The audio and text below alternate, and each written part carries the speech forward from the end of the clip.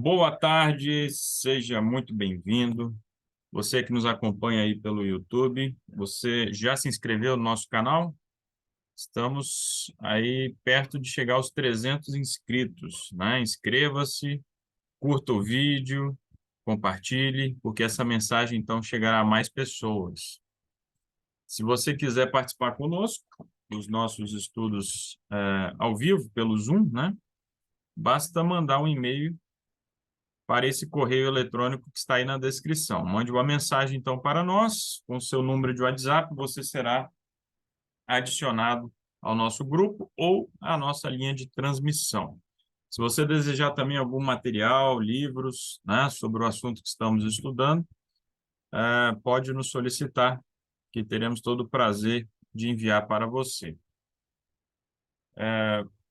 Lembrando que nós estamos estudando este livro aqui, livro Apocalipse 13, do Mervyn Moore.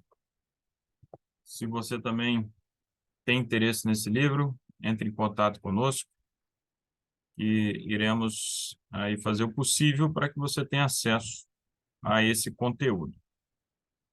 Bem, como sempre fazemos, então, vamos orar a Deus, né? Pedir que o Espírito Santo nos ilumine no estudo desta tarde. Senhor nosso Deus, bondoso Pai, graças te damos, Senhor, pela oportunidade de estudarmos mais uma vez a Tua palavra. Que o Teu Santo Espírito nos ilumine, em nome de Jesus. Amém. Muito bem.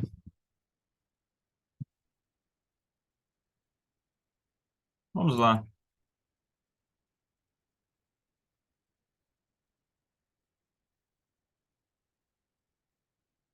Apocalipse 13, Mervyn Moore. Nós estamos aí avançando na parte 3 do livro, perdão, parte 1 do livro, a parte que trata da besta do mar. E o capítulo 4, iremos estudar nesta tarde, trata aí o antigo papado, começo e fim de seu poder político, certo? Então, iremos saber um pouco mais sobre a atuação política do papado. Bem, Apocalipse é sempre a nossa referência, né? Nós temos aí, mais uma vez, o capítulo 13, verso 2, e a besta que eu vi, era semelhante a um leopardo, e seus pés eram como os pés de um urso, e a sua boca como a boca de um leão, e o dragão lhe deu seu poder e seu trono e grande autoridade. Você que está chegando agora na nossa série, nós recomendamos aí o vídeo anterior do capítulo 3, capítulos 2, 3, né? Que nós estudamos na semana passada, você irá entender o que é essa besta, os vários componentes aí, os vários animais que são mencionados aí, tá certo? Então, fica essa dica que você assista aí aos vídeos anteriores, né? Aqui nós temos a estrutura do Apocalipse, mais uma vez lembrando, né, um livro que foi escrito na forma de quiasma, e estamos aí no ponto alto do livro, né, o ponto central, que trata do grande conflito entre Cristo e Satanás. É a seção que vai do capítulo 11, verso 19, até o capítulo 13, verso 18, certo? Então, hoje, como eu falei, né, nós iremos discutir aí, comentar um pouco sobre a atuação política do papado. É importante lembrar de como Cristo se posicionou sobre a relação entre igreja e Estado, né? De forma simples aí, né, de forma direta, vocês se lembram como que Cristo abordou essa questão? Ele foi confrontado com isso por mais de uma ocasião, né, ao longo do seu ministério. Mas, por exemplo, ali perante Pilatos, né, vocês se lembram que ele declarou a Pilatos?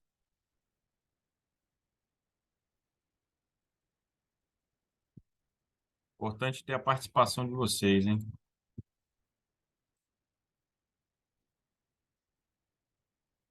Olha, enquanto vocês vão se lembrando aí, rapidamente, antes, ao longo do seu ministério, uma certa vez tentaram colocar Jesus em maus lençóis, né? Os fariseus, os escribas ali, perguntando se ele devia, se os judeus deviam pagar tributo a César, né, ao imperador. E Jesus pediu lá uma moeda, enfim, e disse: olha, deem a César o que é de César e deem a Deus o que é de Deus, certo? E ali ele já estabeleceu uma separação entre os assuntos civis e os assuntos seculares. Teve também aquele episódio em que um rapaz queria que Jesus tomasse, então, o partido dele, a causa dele, né? Para que o irmão desse a parte dele da herança, né? E Jesus questiona: olha, vem cá, quem me colocou como juiz, como repartidor de bens, né? Enfim, Jesus fazia sempre questão de ressaltar que a missão dele era uma missão espiritual e estabelecendo uma distinção entre os assuntos religiosos dos assuntos seculares. Certo, uma das falas de Jesus a Pilatos foi lá: tu dizes, né? Mas Jesus disse também o seguinte, ele falou o seguinte: o meu reino não é desta terra, né? O meu reino não é daqui, né? Se ele quisesse, ele poderia, né, chamar lá legiões de anjos, né, para libertá-lo ali, porque Pilatos, ele estava impaciente porque Jesus não falava nada, né, e ele diz: olha, você não vê que eu tenho poder para te condenar ou para te absolver, né? E aí, nesse contexto que Jesus declara, né, que o reino dele não era deste mundo, ok? Bem, nós sabemos que o cristianismo primitivo procurou manter-se ali afastado, né, dos assuntos seculares, ao contrário até dos judeus, né, porque os judeus ansiavam por um libertador, um líder terreno. Muitos até acharam que Jesus iria assumir essa função, que ele não fez. E os judeus se rebelaram contra Roma entre os anos 66 e 73 depois de Cristo, quando o templo foi destruído. Depois, mais tarde, sob o reinado de Adriano, uma outra grave revolta, né, do líder Simão Bar Kokhba, né, que se declarou lá o Messias. Foi uma revolta também, uma guerra terrível, sangrenta.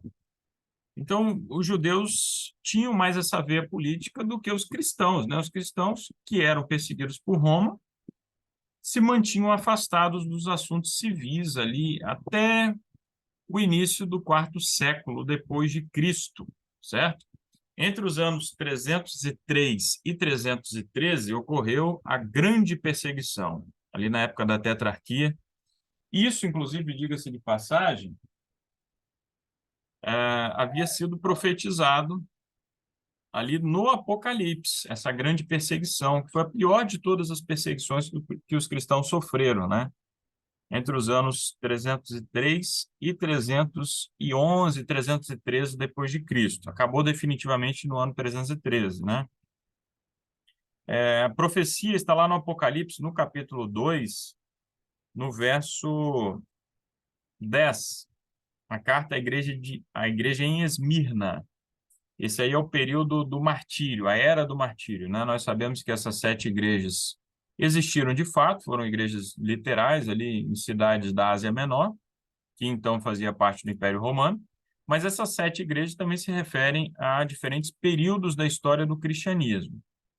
E então, no segundo período da história do cristianismo, João ali já havia profetizado, né, essa grande perseguição, porque nós temos ali no verso 10, né, Apocalipse 2, verso 10, e tereis tribulação de 10 dias. Então, a gente aplicando o princípio dia-ano, nós sabemos que 10 dias são 10 anos, do ano 303 até o ano 313, a grande perseguição, né? Foi uma perseguição generalizada, né? E que produziu muitas vítimas. Além das vítimas mortais, muitos foram mutilados. Isso as pessoas pouco se lembram, tá? Muitos foram mutilados, de modo que lá no ano 325, quando ocorreu o Concílio de Nicéia, que foi estabelecido o Credo de Nicéia, praticamente todos os bispos que ali chegaram, isso o Eusébio de Cesareia, que era historiador, ele registrou, né? E quase todos os bispos tinham alguma mutilação, tinham alguma marca dessa grande perseguição, porque eles eram basicamente sobreviventes dessa grande perseguição que terminou no ano 313, certo? Então, para vocês verem como que foi uma perseguição terrível, né? Os cristãos eram terrivelmente perseguidos. Porém, no ano 313, alguém proclamou um édito de tolerância, né? Quem é que nós estamos falando? Quem sabe dizer aí? Qual foi o imperador? Constantino. Constantino, o nome dele já está aí na tela, né? É, eu gosto muito dessa estátua aqui, dessa representação de Constantino, né? Ela, ela é autoexplicativa, né? Não é da época do Império Romano, né? Uma estátua posterior, está lá na cidade de York, lá na Inglaterra, né? Mas ilustra bem, assim, o caráter desse imperador, né? Extremamente ambicioso, né? Fez de tudo para centralizar o poder em suas mãos num momento ali de muitas disputas, né? Muitos postulantes ao cargo de imperador, então ele foi eliminando um a um do caminho dele.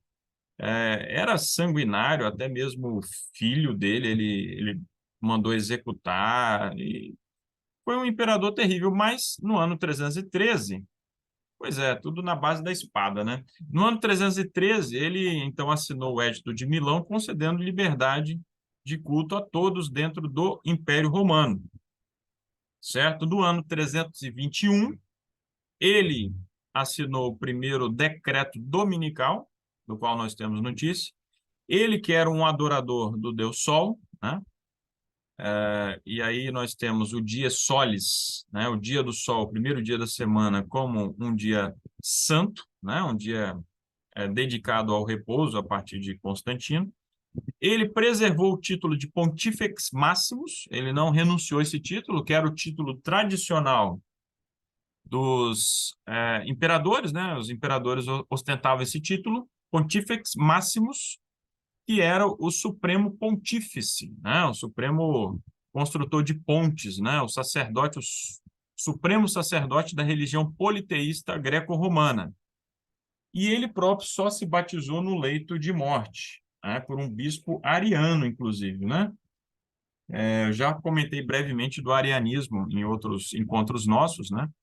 Uma heresia do bispo Ário, que foi condenada no Concílio de Nicéia de 325, uma heresia que rejeita a ideia da trindade, ok?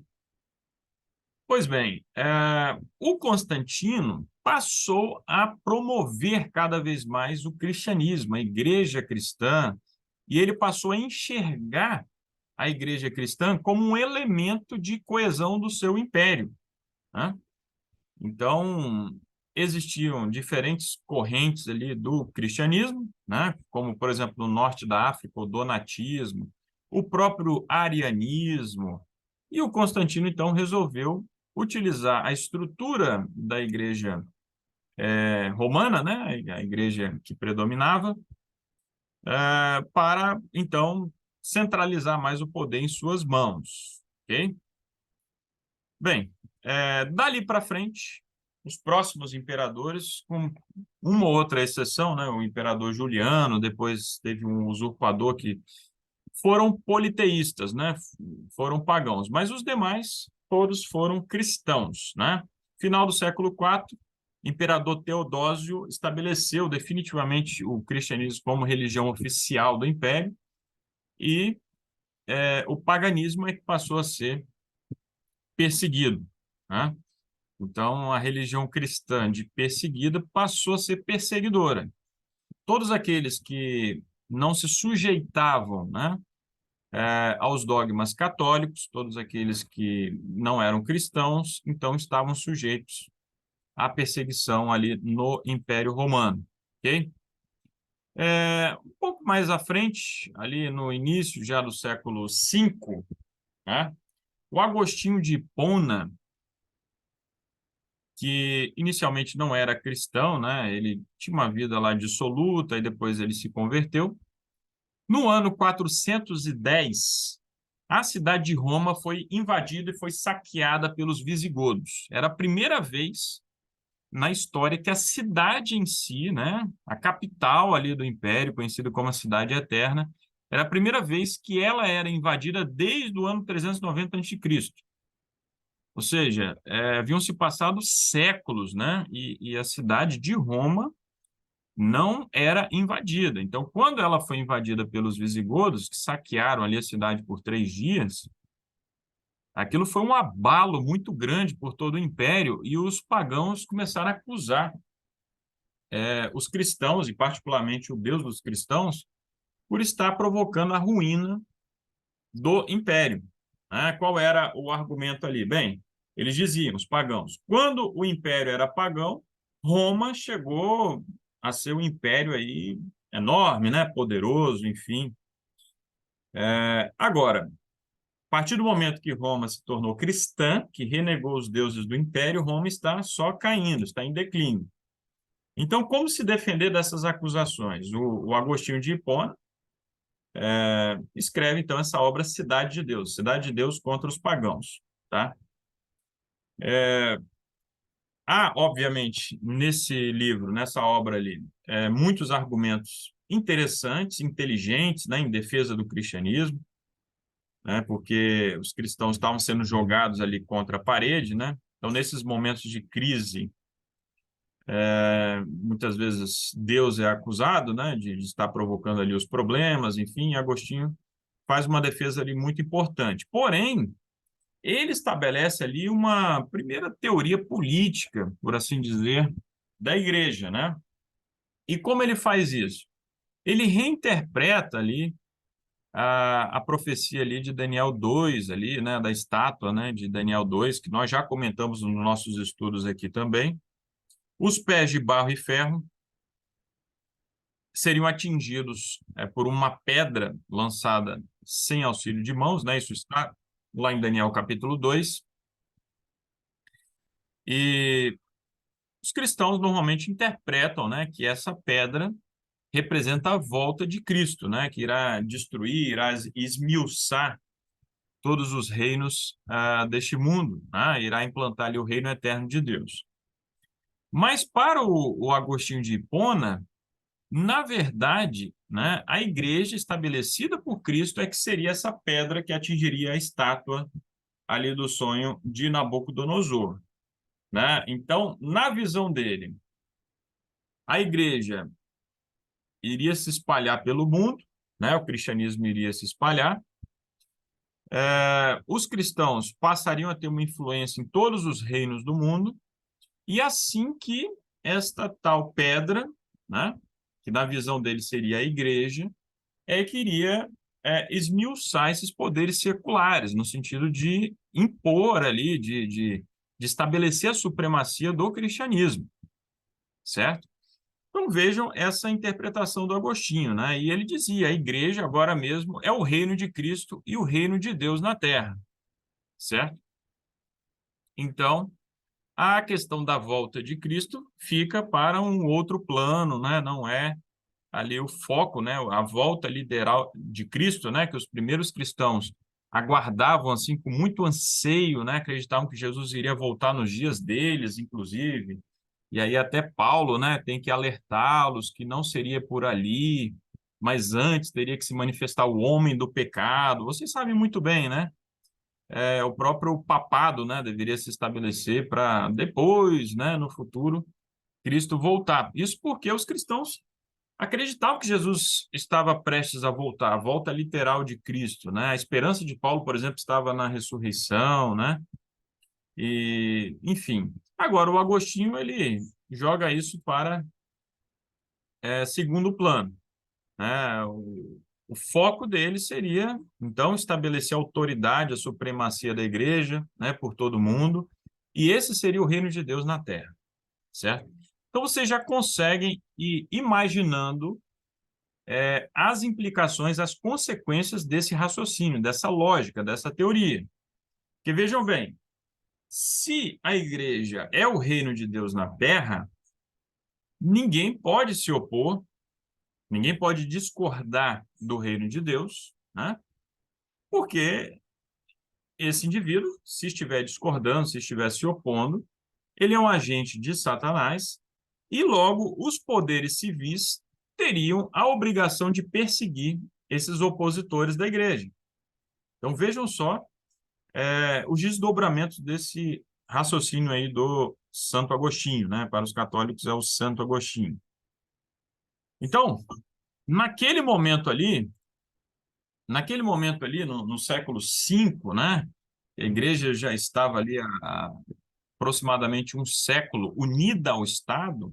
Essa interpretação do Santo Agostinho era coerente com a relação estabelecida entre o papado e o poder imperial, certo?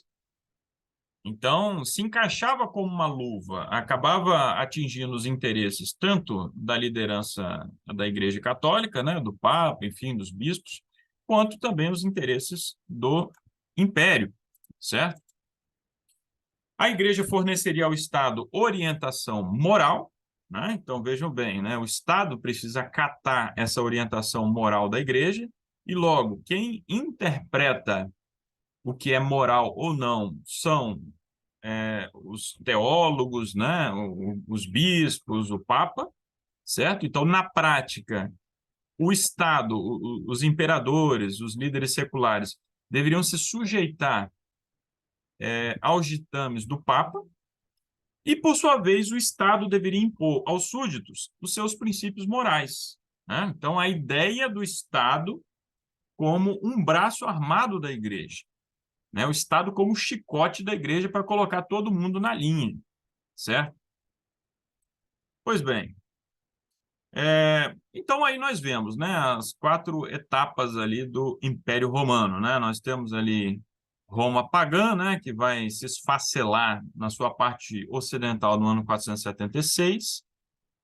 Aí depois nós temos a Roma dividida, né, que vai até o ano 538 ali. Em 538, se estabelece, então, a supremacia papal, né? Isso nós vimos no estudo passado, eu convido você também a assistir lá para entender melhor. Essa supremacia papal vai do ano 538 até 1798, ok?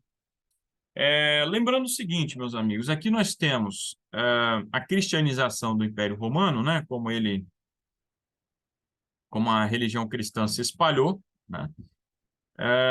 E até ali o século IV, né? Início do século IV, ninguém dizia com certeza que o bispo de Roma seria o bispo mais influente, né? Porque existiam outros centros importantes também do cristianismo, né?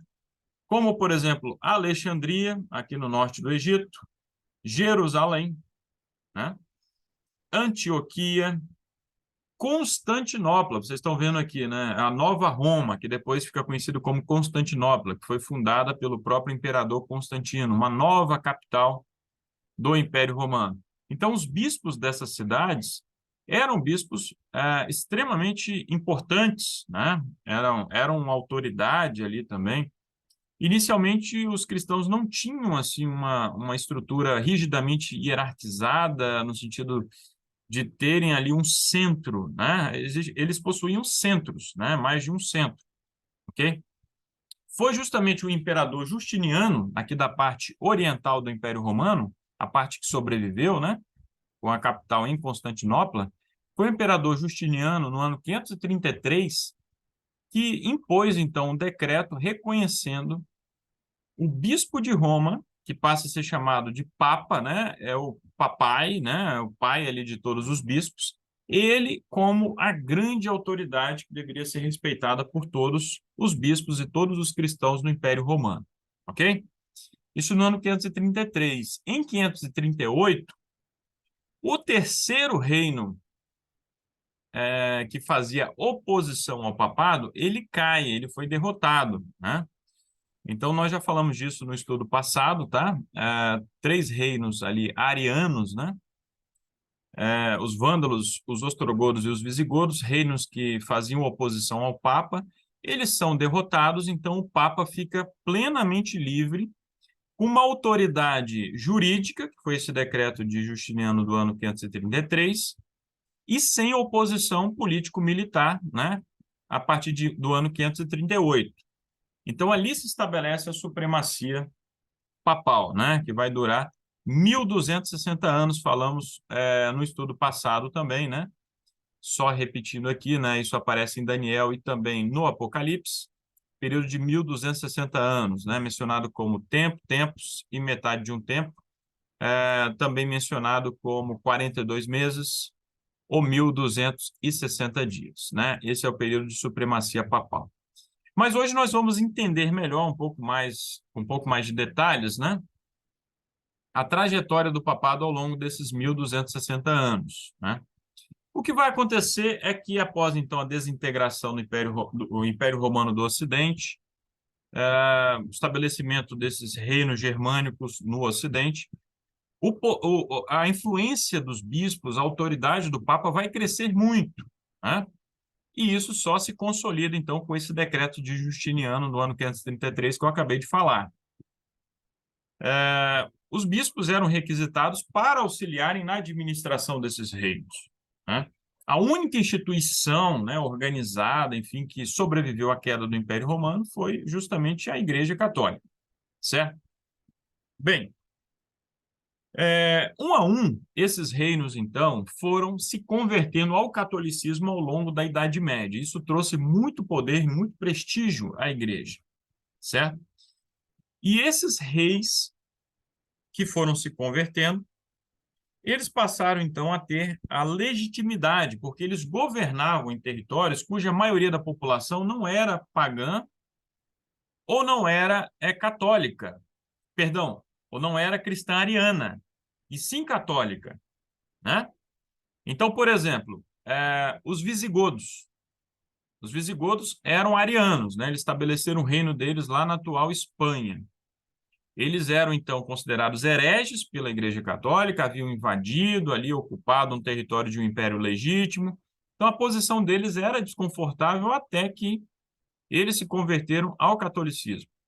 No caso dos francos, na atual França, eles eram politeístas até que Clovis, né, se converteu ao catolicismo. Teve influência da esposa dele, que era cristã, enfim, e ele se converteu ao catolicismo.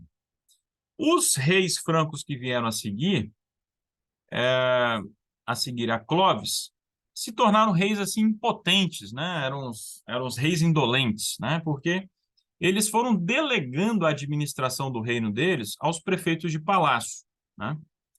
E um desses prefeitos de palácio, que eram como se fossem assim primeiros ministros, tá, gente? Simplificando, foi o Pipino Breve. No ano 752, ele conseguiu afastar o último rei merovíngio, né, que era um rei que na prática não governava, só tinha um título, quem governava de fato era ele.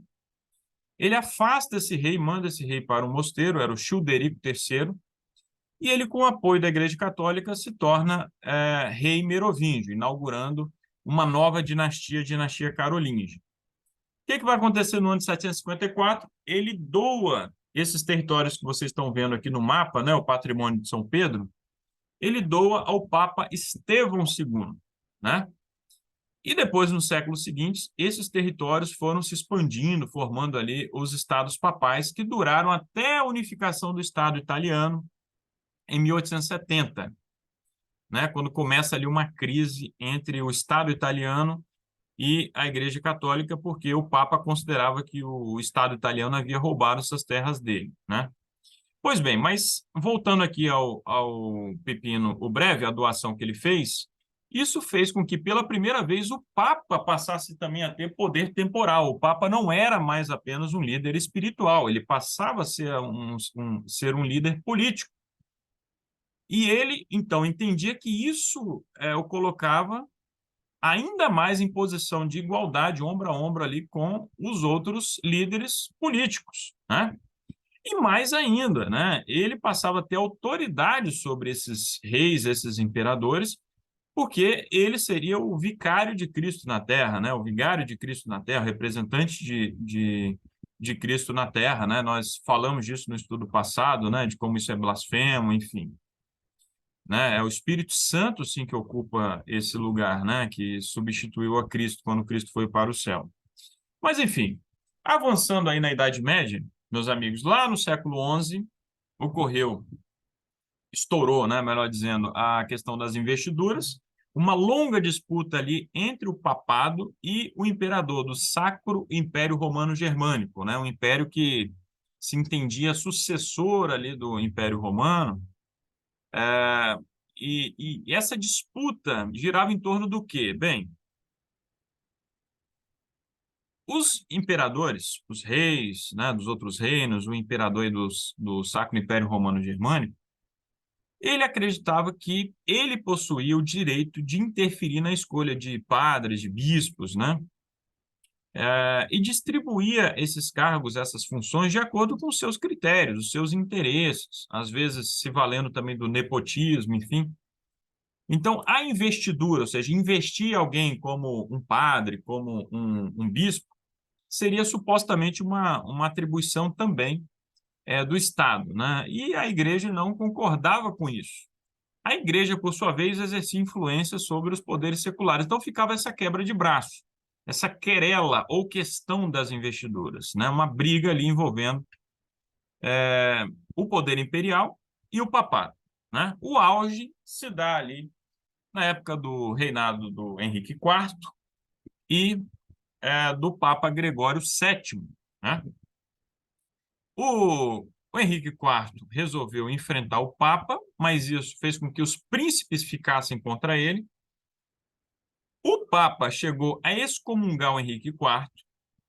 Não sei se vocês sabem o que significa excomunhão, mas no contexto católico, quando alguém é excomungado, ele é desligado da igreja, ele é recomendado ao inferno. E isso, então, fez com que o imperador Henrique IV ficasse totalmente sem apoio político. O que ele fez? Ele teve que fazer, então, uma peregrinação até o norte ali da Itália, Canossa, né? E como vocês veem nessa pintura aí, ele teria ficado ao relento, em pleno inverno, ali descalço, enfim, durante 3 dias esperando uma audiência, então, com o Papa Gregório VII. Só depois, então, que ele foi admitido e o Papa o perdoou e, então, retirou a excomunhão, né? Mas a verdade é que essa querela vai durar bastante tempo, né? Até a Concordata de Worms, lá em 1122, quando ficou, então, estabelecido que o poder secular cuidaria das investiduras seculares, né? Definiria quem iria exercer o poder civil, e a igreja cuidaria do poder religioso e definiria, então, quem seria bispo, quem seria padre, daí por diante, né? Mas olha só, o Papa Inocêncio III, né, que reinou ali de 1198 até 1216, ele vai desenvolver toda uma filosofia política, né? A disputa com o poder secular continua, né? Ele vai excomungar o Otto IV, né? E vai apoiar um outro postulante ao Império, ali, ao Sacro Império Romano Germânico, que é o Frederico, que vai ser coroado em 1215. Então, aqui a coisa fica ainda mais suja, né? Porque o Papa está usando a excomunhão para tirar da jogada um imperador, né? E colocar outro que seria mais simpático a ele, né? Um aliado dele. Então, um instrumento religioso, espiritual, né? Como eles entendiam, sendo utilizado a serviço da política. Um pouco mais adiante, né, o Bonifácio VIII, né, que reinou ali de 1294 até 1303, ele entrou numa disputa ali muito forte com Filipe IV da França, né, conhecido também como Filipe o Belo, né? E no auge dessa disputa, o Papa vai emitir a bula Una Sanctam, né, que diz lá explicitamente que fora da igreja não há salvação, né? E é dito lá também que, com a verdade, como nossa testemunha, é da competência do poder espiritual estabelecer o poder terrestre e desaprová-lo se este não for bom, certo? Então, esse é o entendimento do papado, que cabe a ele desaprovar, reprovar um governo que ele entende que não é bom, certo? O Filipe IV era um rei mais forte ali do que o Henrique IV, né, que nós falamos que teve lá que se humilhar e tudo mais, mas, de qualquer modo, ficou estabelecido, então, que a Igreja Católica ali, ela definiria, né, qual governo seria bom, seria aprovado ou não aprovado, que fora da igreja não há salvação e tudo mais. Então, temos aí o papado se estabelecendo solidamente. A partir do século XII, há toda uma redescoberta, né, de vários textos, né, de Platão, de Aristóteles, surgem as universidades. Então, o comércio volta a ser importante, as cidades voltam a crescer, né, o período do chamado renascimento comercial e urbano, e isso vai enfraquecendo, aos poucos, a autoridade do Papa, né? À medida que a sociedade vai ficando mais instruída, vão surgindo pessoas que vão questionar cada vez mais a autoridade papal, certo? A partir do século XIII, né, o chamado Trecento, temos ali as origens do Renascimento e também do humanismo, né? Vocês estão vendo aí o Petrarca, né, um grande humanista lá da Itália, e o Renascimento, né, vai estabelecer ali o antropocentrismo, né, o primado da razão, certo? Então, há uma separação que começa a ser feita aí entre os assuntos que são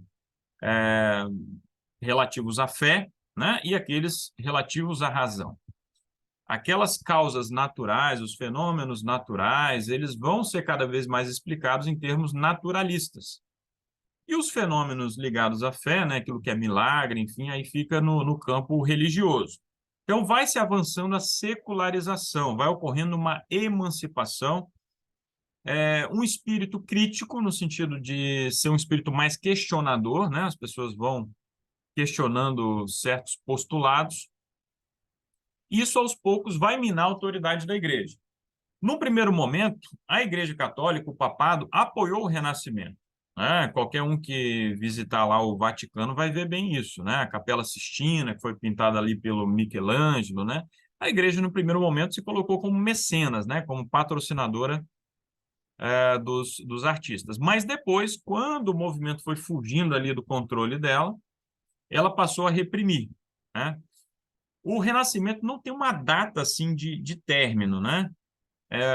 Uma data precisa, que eu quero dizer, né? Ele foi se desintegrando ali ao longo do século XVI, né?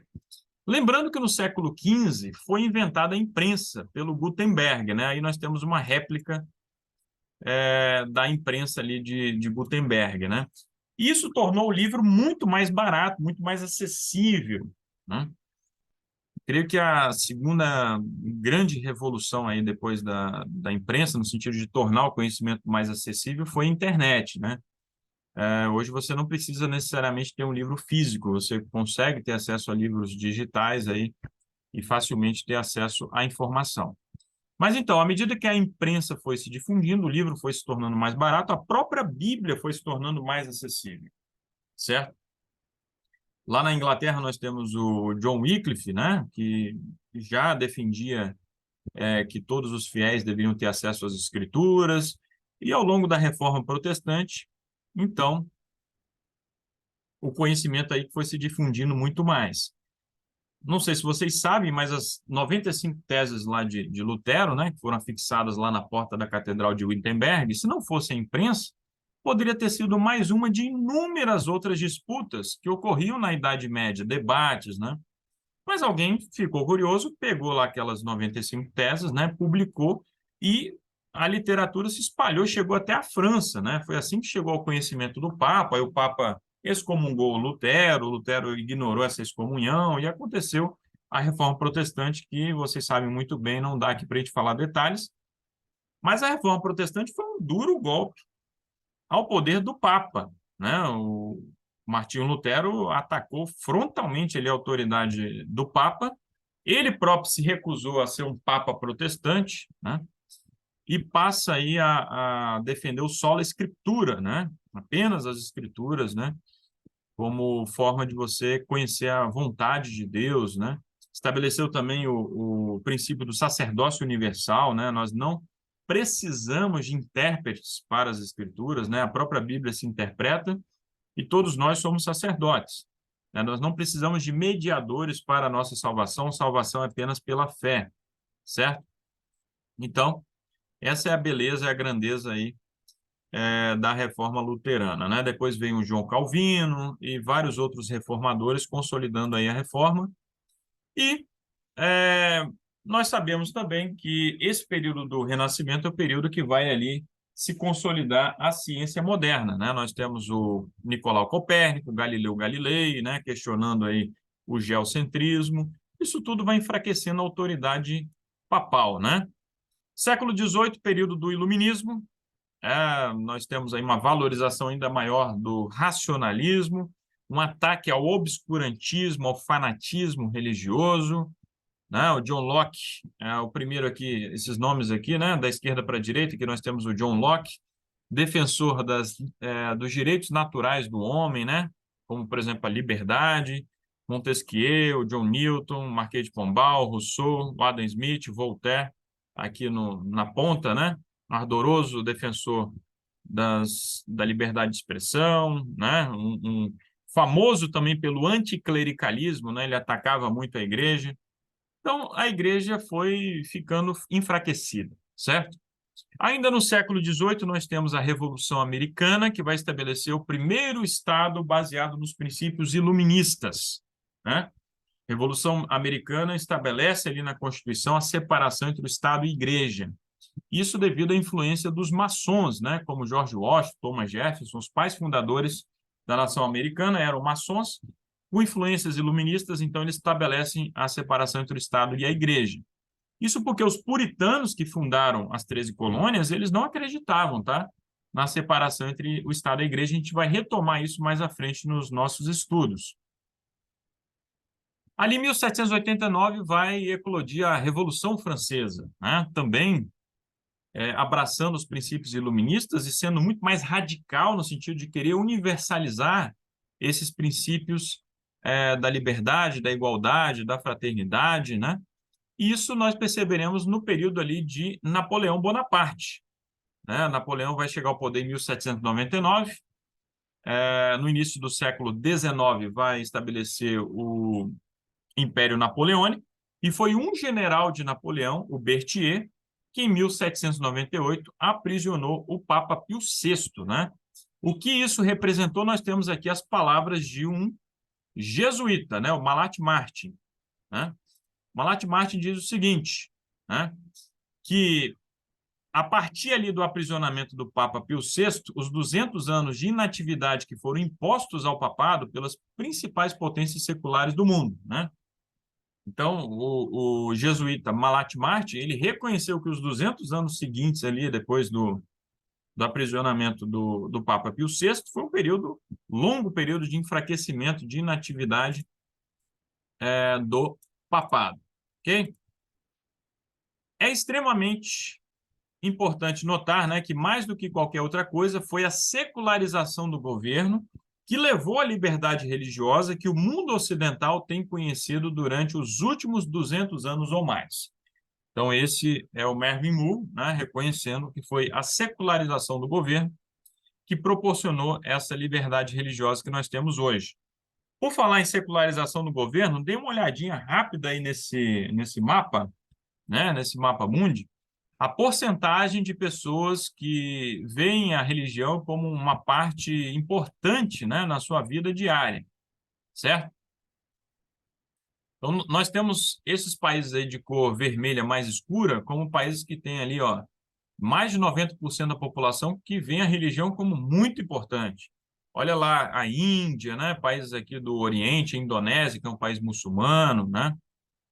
Aí nós temos a segunda faixa, né? Brasil, ali Peru, alguns países aqui da América do Sul, países aqui do Oriente Médio, enfim, países que entre 80% e 89%.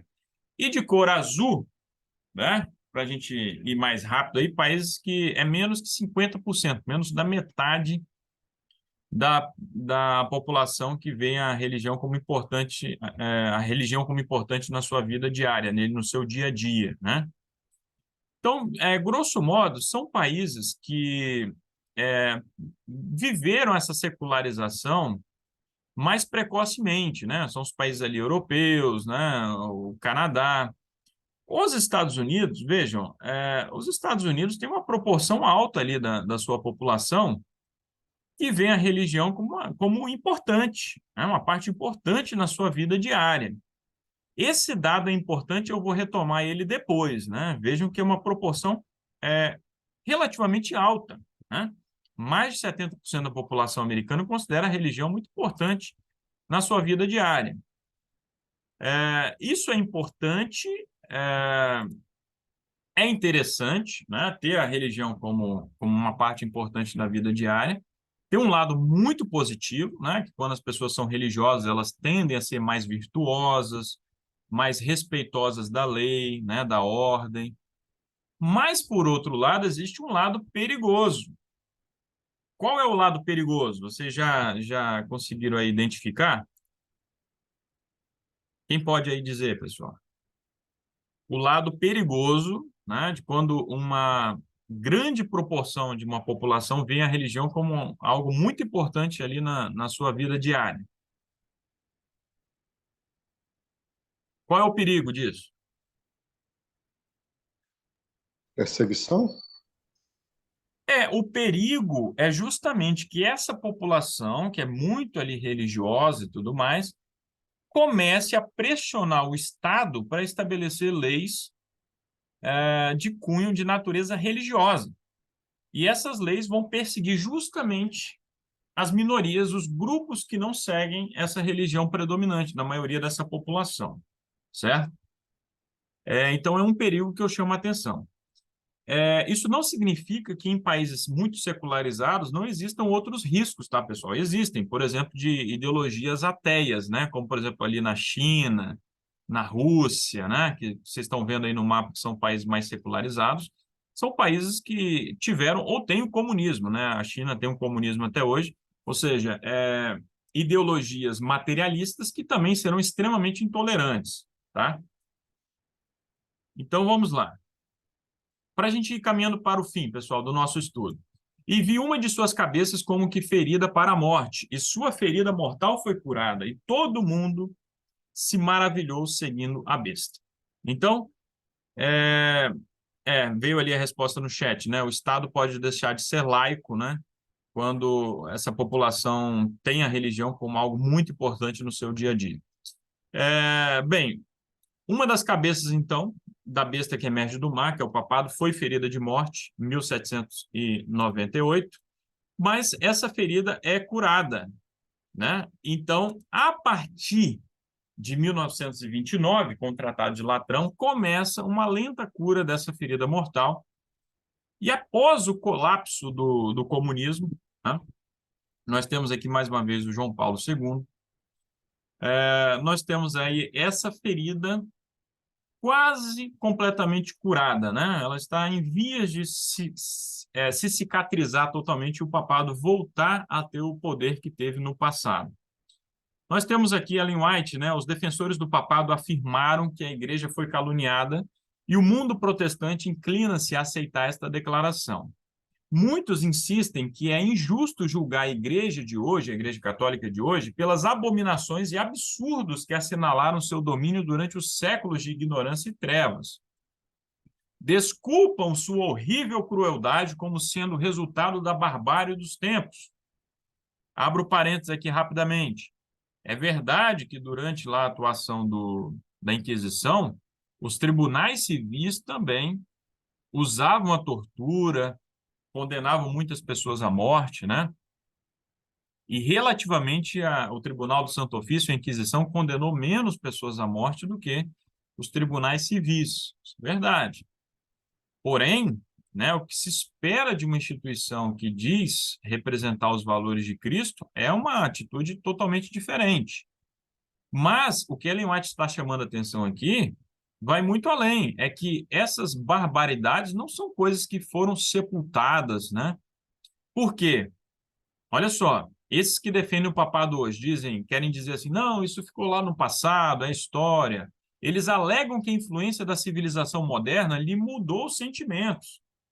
A Igreja Católica mudou, hoje ela é pacífica, ela defende a liberdade religiosa, ela incentiva os fiéis a lerem a Bíblia.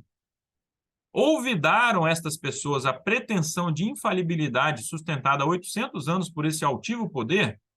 Será que as pessoas estão se esquecendo que o papado se considera até hoje infalível?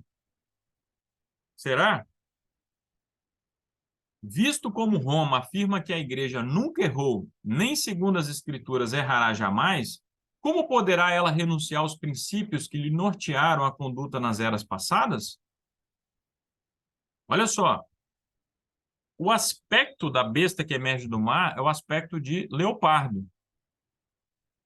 E vocês se lembram daquele texto, né, que diz, né, poderá o leopardo mudar suas manchas, né? Roma não muda. Roma não muda, não se engane.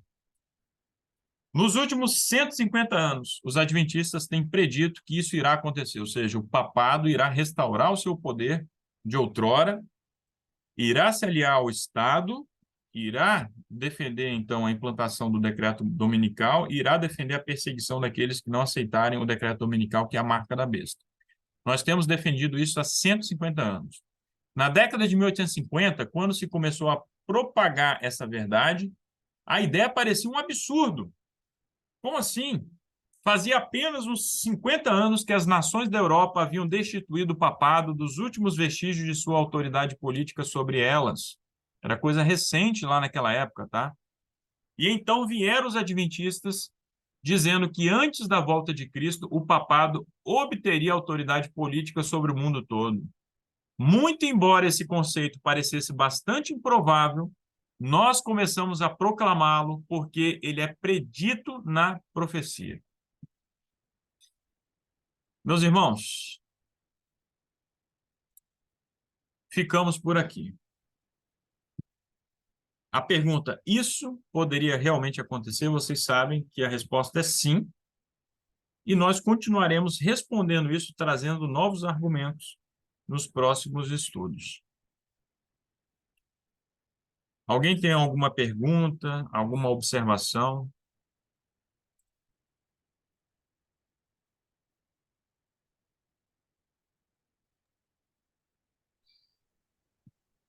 Nada? Vocês dormiram ou estão aí acordados ainda, hein? Ô, Rafael, Opa, pode falar, Paulo. eu tenho uma dúvida sobre esse respeito dessa ferida. Apocalipse 13:3 fala de uma ferida mortal que foi curada. Aham. Não está sendo curada. Como é que é esse processo? Eu entendo algumas explicações, alguns estudos bíblicos, fala que essa ferida mortal que foi curada, ela vai acontecer nos tempos do fim, onde ficariam 3 anos e meio nesse período aí. É isso mesmo? Como é que é isso aí? Eu tenho essa dúvida com relação a essa ferida mortal. Olha, Paulo, esses 3 anos e meio que você diz aí referente ao tempo do fim, eu acredito que é, você deve ter ouvido isso de alguém que é adepto lá do dispensacionalismo, né? Olha só, nós não sabemos ali qual será ali o período exato, né, em que o papado irá atuar, né, de uma forma plenamente livre, né, assim, com todo esse poder que é mencionado aqui no Apocalipse, certo? O que nós sabemos é o seguinte, que essa ferida mortal, ela começa ali a ser curada em 1929, com o Tratado de Latrão, quando é criada a cidade do Vaticano, né? Quando Benito Mussolini reconheceu a autoridade do Papa, né, sobre aquele território ali, e o papado passa a ser protegido ali pelo Estado italiano, e por sua vez, o papado reconheceu o governo do Benito Mussolini, reconheceu o Estado italiano. Mas temos toda a história ali do período da Guerra Fria, que depois nós vamos retomar isso, né? E quando acaba a Guerra Fria, principalmente com João Paulo II, há uma retomada do prestígio, da força, da influência do papado sobre o mundo, né? Aí nós temos depois, principalmente, o reinado do atual Papa, né? O Papa Francisco, a Laudato Si, né? o papado visto cada vez mais como uma referência moral no mundo, né? Participando de diversos fóruns internacionais. No momento em que o poder, o prestígio do Papa for plenamente restaurado, nós acreditamos que isso ocorrerá em breve, né? Que ele tiver a influência que ele teve na Idade Média, né? O poder para controlar plenamente governos, né? Que o mundo inteiro estiver seguindo, né, o papado, se maravilhando, então essa profecia irá se cumprir plenamente, ok? Então, estamos aí em vias de presenciar isso. É o que nós entendemos. Exatamente, em 1929 o Papa volta a ser um rei, né, um rei ali da cidade do Vaticano, ok? Então, assim, a imagem da besta ela vai se formar efetivamente quando o papado tiver o poder de perseguir, como ele teve lá na Idade Média, nos 1260 anos. Perfeito? Ok. Muito bem, pessoal. Mais alguma observação? Ao longo dos próximos estudos, nós iremos, tá, ver tudo isso com mais detalhes, né? Só para lembrar aí a todos vocês. Mais alguma observação? O Vitor, está nos ouvindo, Vitor?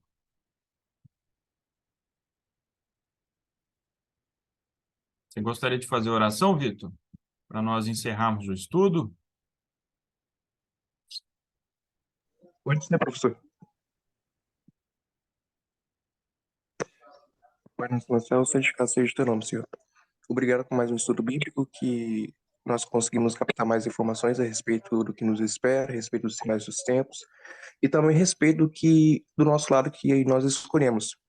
Afinal, por isso estamos aqui e já temos um lado escolhido. Que o Senhor possa nos guiar nessa jornada e que o Senhor possa sempre complementar a nossa fé que vem somente de Ti. Guia-nos para que possamos estar juntos no fim e que não possamos desviar dos teus caminhos. Que o Senhor possa abençoar todos aqui, a família do professor Rafael, que vem trazendo os estudos bíblicos, e possamos terminar com uma boa tarde de sábado. É isso que eu te peço e já lhe agradeço. Em nome dos seus pedidos, agradecemos. Amém. Amém.